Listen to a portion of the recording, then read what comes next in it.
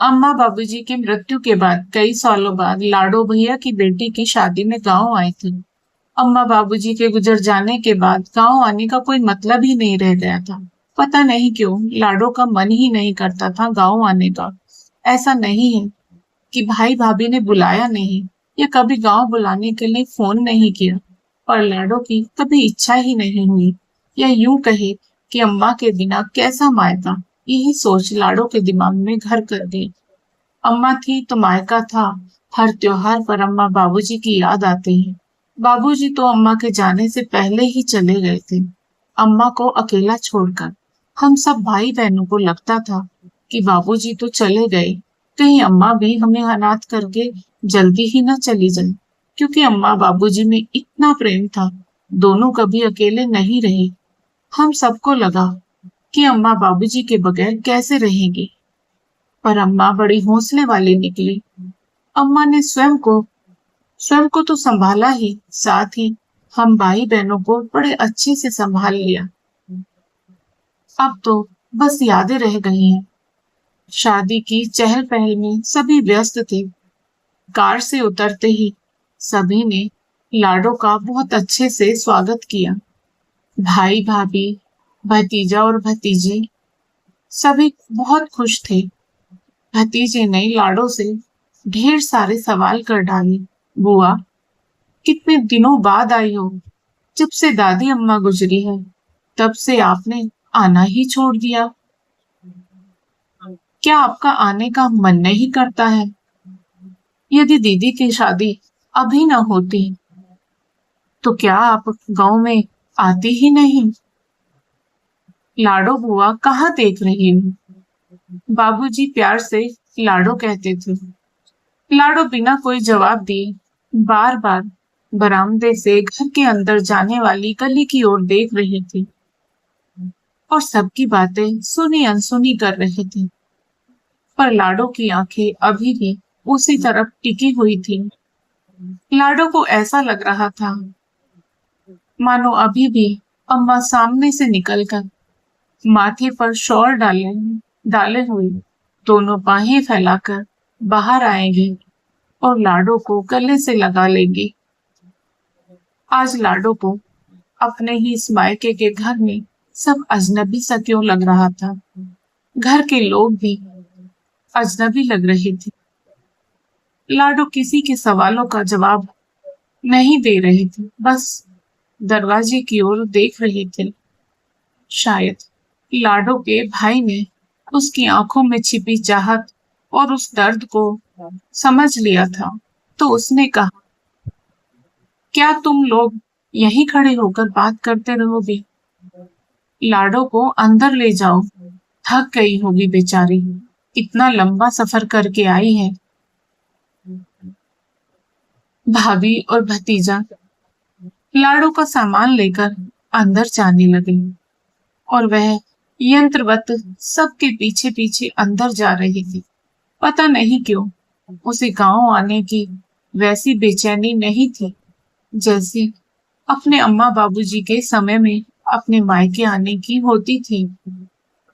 घर मेहमानों से खचाखच भरा था, पर अम्मा के बिना लाडो को ऐसा लग रहा था जैसे घर का प्रत्येक कोना सूना है और अम्मा की आवाज सुनने को कोना कोना तरस रहा है। लाडो अपनी अम्मा के कमरे के पास रुकी, जिस कमरे में घुसते ही मैं सबसे पहले अपना पर्स अम्मा के बिस्तर पर फेंक देती थी।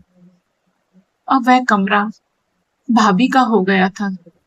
कमरे से आगे बढ़ते हुए लाडो को लगा जैसे अम्मा उस कमरे से उसे आवाज दे रही है। वह पलट पलट कर माँ के कमरे की ओर बढ़ी रही थी कि उसकी भतीजी बोली, बुआ, वह कमरा मम्मी का है, तुम मेरे कमरे में चलो। मेरे कमरे में तुम्हारा सामान भी वही रख दिया है, जब तक रहो मेरे साथ सोना। लाडो ने बमुश्किल अपनी आंखों में उमड़ते आंसुओं को नियंत्रित किया और अपनी अम्मा के कमरे से दूर चली गई। लाडो को अंदर ही अंदर ऐसा लग रहा था कि वह किसी से लिपटकर खूब रोए। लाडो ने अपने कपड़े बदले, हाथ मुंह धोया और घर के पिछले दरवाजे की ओर चली गई ताकि कोई उसकी भीगी हुई आंखें न देख सके। कहीं सबको ऐसा न लगे कि खुशी के अवसर पर आंसू बहाकर मनहूसियत फैला रही है। पीछे का दरवाजा खोला तो देखा पीछे के गार्डन में वह नीम का पेड़ अपने पूरे प्यार के साथ सामने खड़ा था। उसे देखते ही लाडो को अपने चेहरे पर उसकी ठंडी हवा, उसकी शीतलता का एहसास हुआ। लाडो को उसके मौन में भी एक आत्मीयता का एहसास हुआ। लाडो धीरे धीरे उस नीम के पेड़ के पास पहुंची और उसे दोनों हाथों से पकड़कर खड़ी हो गई। फिर उससे लिपटकर खूब रोई, जितना रोना चाहती थी। अपने भीतर की पीड़ा को आंसुओं के रूप में बहाती रही। अम्मा बाबूजी के बाद यदि वह अपने मायके में किसी से गले मिलती थी तो वह कोई और नहीं बल्कि यह नीम का पेड़ था, जिसकी छांव में उसका बचपन बीता था और वह अपने भाइयों और सहेलियों के साथ खेलकर बड़ी हुई थी।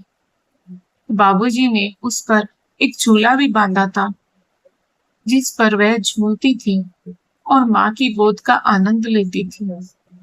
बाबूजी की खाट भी इस नीम के पेड़ के नीचे ही पड़ती थी और वह वहीं बैठकर अपना हिसाब किताब देखते थे। शाम को उनकी चौपाल भी उसी पेड़ के नीचे लगती थी। कभी कभी शाम को बाबूजी वहीं बैठकर बच्चों को कहानियां भी सुनाते थे। लाडो घंटों उस पेड़ की जड़ के पास अपने बचपन में खोई रही। जब किसी ने पीछे से उसके कंधे पर हाथ रखा तो वह घबरा कर पीछे देखने लगी। अरे काकी तुम? पड़ोस की काकी और अम्मा की करीबी सहेली, जिन्हें लाडो प्यार से कभी कभी काकी मौसी भी कहती थी। वह एक हाथ में डंडा और दूसरे में पानी लिए उसके पीछे खड़ी थी।